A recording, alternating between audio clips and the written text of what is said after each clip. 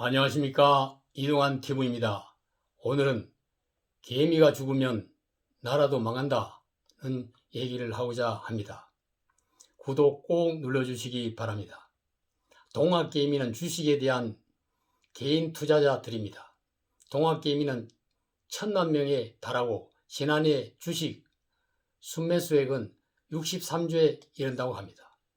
올해도 외국인과 기관 투자자를 제치고 사자 행진을 계속하고 있습니다. 개미 투자자들이 투자 위험이 있는 주식을 매일 1조 원씩 쓸어담고 있습니다. 문 대통령은 주가 3천 시대가 왔다며 희색이 만연합니다. 개미들은 무사할까요? 장담하기 어렵습니다.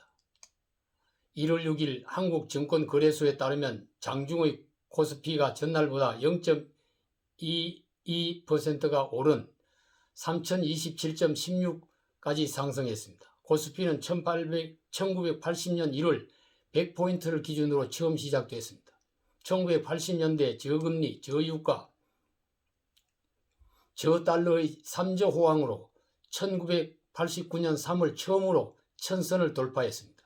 1998년 6월 외환위기 당시에 280선까지 하락했다가 2007년 2000선을 회복했습니다. 2008년 10월 글로벌 금융 경기로 938.75까지 하락했다가 다시 2010년 12월 2000선을 회복했습니다. 그 후 1800에서 2400을 오르락내리락 하는 박스피 상태로 변동이 없었습니다. 2017년 삼성전자가 SK 하이닉스 등 반도체 호황으로 2500선에 도달했습니다. 그 후 배터리, 바이오, 인터넷, 게임으로 대표되는 신산업이 성장하면서 드디어 3000선을 돌파하게 된 것입니다. 2007년에 2000을 넘어선 그 후 14년 만에 사상 처음 3000선 고지에 오르게 된 것입니다. 이 같은 증시의 이변을 일으킨 주역은 개인 투자자 동학개미들입니다. 주가의 폭등이 일어난 것은 코로나 위기로 급락한 증시위기의 반등과 정부의 저금리 정책 등 유동성 강화, 올해의 경기 회복에 대한 기대, 시중에 떠돌던 자금이 증시에 몰렸기 때문입니다.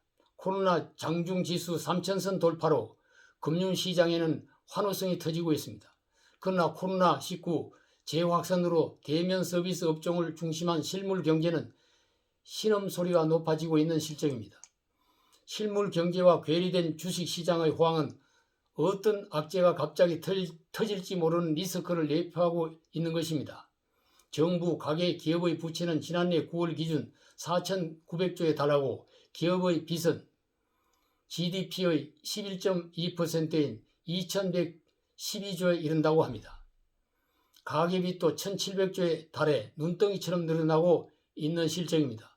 거품과 같은 빚이 계속 늘어나면 신용불량자가 늘어나고 기업은 부도가 나면서 경제는 위기에 처하게 됩니다. 동학개미 개인 투자자들은 증시의 상승을 견인했지만 빚을 내서 투자했기 때문에 언제 부채의 폭탄이 터질지 모르는 위험을 안고 있습니다. 12월 4일 기준 개인이 증권을 담보로 증권사에서 빌린 돈만 해도 19조 3천억 원으로 전년 대비 2배로 증가했습니다. 정부는 증시 과열을 진정시킬 대책을 세워야 합니다. 기업도 부실기업의 구조를 과감히 조정해야 합니다. 한국은행은 유동성 조절에 나서야 합니다. 어떤 환란이 금융시장으로부터 터질지 예측하기 매우 어렵습니다.